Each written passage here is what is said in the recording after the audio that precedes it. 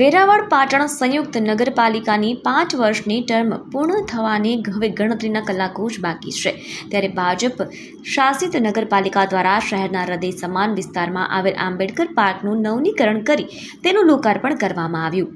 શહેરીજનો માટે morning walk, યોગ અને રાત્રિના સમયે કુદરતી વાતાવરણનો આનંદ માણવા માટે આ પાર્ક અત્યંત મહત્વનો હોવાથી પાલિકા દ્વારા અહીં બાળકો માટે હિંચકા, લપસણી, કલરિંગ ફુવારા અને હળવી કસરત માટેના આધુનિક સાધનોની સુવિધા ઉપલબ્ધ કરાઈ છે.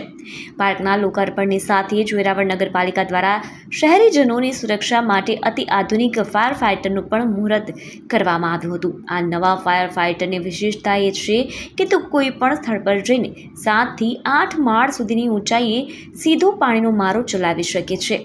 વર્તમાન પરિસ્થિતિમાં વધતી જતી બહુમાળી ઇમારતોને ધ્યાનમાં રાખીને આ સુવિધા વેરાવળ શહેર માટે એક મોટી સિદ્ધિ સમાન માનવામાં આવી રહી છે.